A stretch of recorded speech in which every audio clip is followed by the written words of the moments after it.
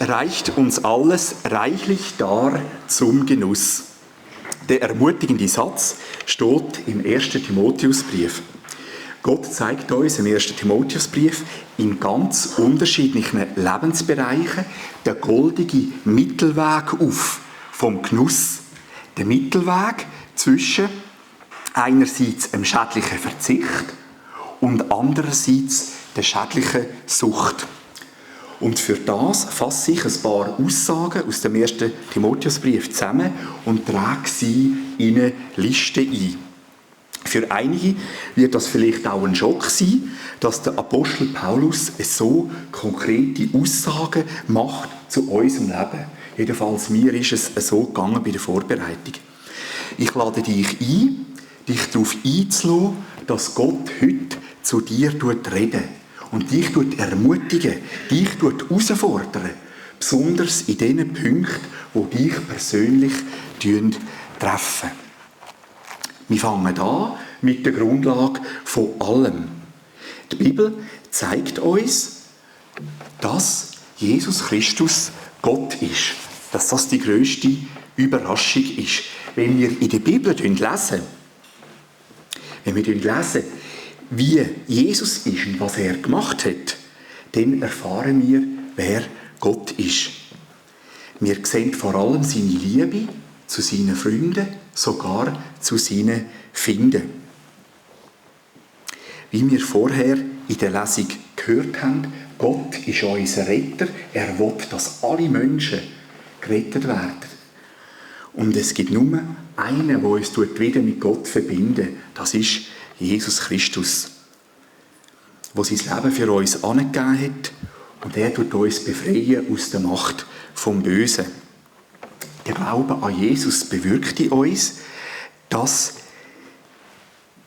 die Gottesliebe, dass auch wir Gott lieben, dass wir auch unsere Nächsten lieben, dass wir anderen Menschen vergeben und dass wir auch uns selber lieben, dass wir lernen, uns selber anzunehmen mit unseren Stärken, mit unseren Schwächen und Einschränkungen.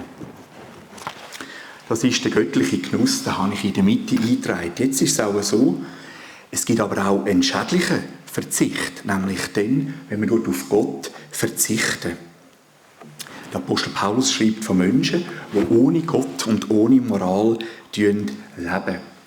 Ich zitiere: Solche, die gegen das Recht verstoßen und sich gegen Gott und seine Gebote auflehnen. Es gilt für Menschen, die von Gott nichts wissen wollen und Schuld auf sich laden. Ich glaube, viele Menschen wollen heutzutage nicht mehr an Gott glauben, weil sie meinen, dass Gott unser Leben zu stark einschränken. Und die heutige Predigt will genau gegen das vorgehen und das auch ein bisschen aufzeigen, dass Jesus nämlich will, dass wir unser Leben geniessen können, aber ohne, dass wir uns selber den langfristigen Schaden zufügen. Und dann die schädliche Sucht ist auf der anderen Seite. Da warnt der Apostel Paulus vor der ungesunden Lehre. Ungesunde Lehre, das, was wir in uns aufnehmen, das, was wir anschauen, das tut uns ja prägen. Und ich denke, viele von uns, wir werden geprägt durch die Filme, durch die Serien und durch die YouTube-Filme, die wir schauen, den ganzen Tag. Ich bin ein grosser Filmfan. Ich schaue fast alle Actionfilme, Hollywood-Actionfilme im Kino, weil mich das interessiert. Das ist ein Hobby von mir. Aber ich beobachte jetzt mit grosser Sorge, dass in ganz normalen Filmen immer mehr Pornografie und Horrorszenen vorkommen. Ich rate allen davon ab, Horrorfilme und Pornografie zu schauen, weil sie unser Unterbewusstsein negativ prägen und verheerende Auswirkungen haben auf unser Leben. Jesus tut uns von beidem befreien, wenn wir uns auf ihn einlassen. Der zweite Punkt, das ist sicher auch eine Überraschung, dass es heisst, der göttliche Genuss besteht darin, Alkohol zu geniessen. Der Apostel Paulus rotet seinem Schüler und Freund Timotheus sogar, Wein mit Wasser vermischt zu trinken. Man kann sozusagen sagen, ein Panaché. Er sagt, trink nicht länger nur reines Wasser, du bist so oft krank und da würde etwas Wein dazu deinem Magen gut tun. Ich habe mal nachgeschaut in einem Bibellexikon, wieso das so war. Der Hintergrund ist eigentlich, dass das Wasser damals oft verunreinigt war und hat viele Krankheiten übertragen. Und wenn man Wein getrunken hat, der ja von Trauben stammt, ist das viel besser gewesen. Ich tue es so halten mit dem Alkohol, dass ich nie alleine Alkohol trinke, sondern nur amigs in Gemeinschaft mit anderen. Jetzt das andere, das ist auch ein Tabuthema, weil wir jetzt der schädliche Verzicht ist eigentlich das Alkoholverbot, das strikte Alkoholverbot. Ich weiss, in Dürrenesch hat auch eine Geschichte mit dem Blauen Kreuz und hat bis heute einen Hauskreis vom Blauen Kreuz. Und beides ist sehr wertvoll. Wenn wir in die Bibel schauen, dann sehen wir, das erste Wunder, das Jesus gemacht hat, ist, dass er 600 Liter Wasser in Wein verwandelt hat. Und ich sage dem, das war das Inhaltsverzeichnis von seinem Dienst, vom Dienst von Jesus. Das war sein Programm, das er am Anfang verkündet hat. Und dort war der Hintergrund, dass 2 junge Brutleute, die haben geheiratet, die sind vielleicht Teenager gewesen, und die haben zu wenig Geld gehabt, um genug Wein zu kaufen. Und wo Jesus Wasser in Wein verwandelt hat, hat er auch ihre Schande weggenommen, ihre Schmach. Und hat das natürlich gemacht aus Liebe. Und Jesus zeigt uns auch mit dem ersten Wunder, er zeigt uns seine Grosszügigkeit und die Freude, die ganz neu mit Jesus auch anbricht. Auf der anderen Seite, die schädliche Sucht ist die Alkoholsucht, wo viele haben, um ihre innere Leere, ihre Einsamkeit oder den Schmerz zu überdecken. In der Seelsorge besteht ein Ansatz darin, den dahinterliegenden Schmerz von einer Sucht vor Gott zu bringen und heilen zu lassen. Momentan lese ich ein Buch von einem Basler Professor, der die Einsamkeit erforschen. Er sagt, dass die Einsamkeit in der Schweiz, in unserer Gesellschaft, auch in Zukunft ein grosses Problem wird sein. Die Mitgliedschaft und die aktive Teilnahme in einem Verein können helfen, aus der Einsamkeit herauszufinden. Der weitere Punkt ist, Gott lässt uns ein, dass wir alles Essen geniessen. Das heisst im 1. Timotheusbrief, Gott hat alles geschaffen, damit jeder, der an ihn glaubt und seine Wahrheit erkennt hat, auch alle Sachen kann dankbar aus seiner Hand annehmen. Alles, was Gott erschaffen hat, ist gut.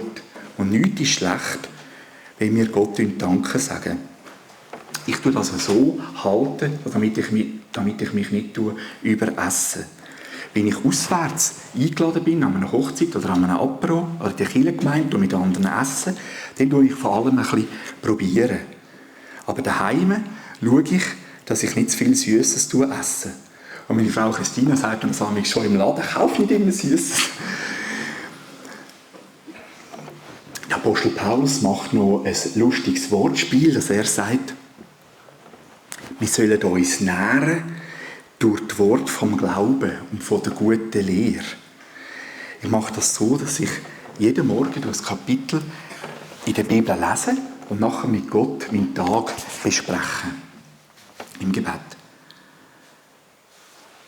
Heute erleben wir auch einen schädlichen Verzicht dahingehend, dass es immer mehr Essensregeln gibt, auch Diättipps. Der Apostel Paulus redet davon, ein paar verbieten, bestimmte Speisen zu essen. Man liest heutzutage viel davon im Internet und auch in Heftchen. Was ist gesund?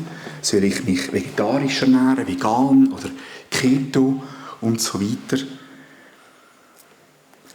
Zusammenfassung ist eigentlich, man sollte kein Tamtam machen ums Essen, ausser man hat natürlich Allergien. Ich bin sehr dankbar, ich habe erst kürzlich herausgefunden, auf welche paar Lebensmittel ich eine Allergie habe. Und seither habe ich keine Schmerzen mehr beim Essen oder nach dem Essen, wenn ich die Lebensmittel esse, die bei mir eine Allergie auslösen. Gott hat unterschiedliche Lebensmittel erschaffen, um uns Gaumenfreude zu bereiten. dass wir einfach Freude haben am Essen und Trinken. Die schädliche Sucht, das Thema Essen, hat in der Bibel einen lustigen Namen, er heisst Völlerei. Jesus sagt auch, wir sollen nicht Völlerei betreiben. Das ist, wenn wir Essen als Ersatz brauchen für unseren inneren, ungestillten Hunger, um unsere innere seelische Leere irgendwie zu kompensieren. In der Bibel heisst es so schön, Gott hat die Ewigkeit in unser Herz hineingelegt. Nur Gott kann unseren innersten Hunger nach Liebe und Annahme stillen. Jesus verspricht uns, ich bin das Brot des Lebens. Wer zu mir kommt, wird nicht mehr Hunger haben und wer an mich glaubt, wird nie mehr Durst haben. Jesus verleiht unserem Leben einen Sinn und besonders, wenn wir leiden müssen.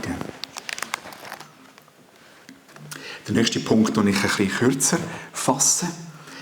Wir haben es gehört in der Lesung, der Apostel Paulus redet auch vom Geld, vom Reichtum und verglichen mit anderen auf dieser Welt gehören wir alle zu dieser Gruppe. Wir dürfen unser Geld, unseren Besitz auch geniessen in Verantwortung, aber wir sollen nicht unsere Hoffnung darauf setzen, sondern grosszügig sein. Der andere Punkt ist, wenn wir der schädliche Verzicht darauf ist eigentlich in der Faulheit, dass wir andere für uns arbeiten lassen. Der Apostel Paulus tut das antönen, wir sollen nicht die Kirchengemeinde ausnutzen. Und heutzutage sollen wir auch nicht den Sozialstaat ausnutzen.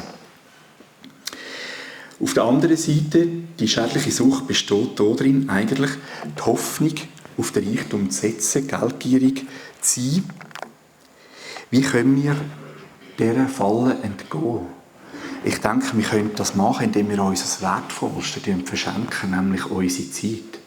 Wenn wir andere besuchen, auch einsame Menschen besuchen, gerade zum Beispiel im Altersheim, das ist das eine. Oder das andere, wenn wir einen Garten haben, wo Früchte und Gemüse und Nüsse wachsen, können wir einen Teil davon auch mit anderen teilen. Vielleicht mit Nachbarn, die keinen Garten haben. Oder einen Teil in der Woche am Erntedank mitnehmen für andere, auch für Leute in Not. Der Paulus erklärt, der nächste Punkt. Das ist wirklich, diesen Punkt habe ich mir für den Schluss aufgehoben, weil es eigentlich ein bisschen, aus meiner Sicht auch einer der interessantesten Punkte ist, aber auch ein der heikelsten Punkt. Ein Mann soll nur eine Frau heiraten und eine Frau soll nur einen Mann heiraten.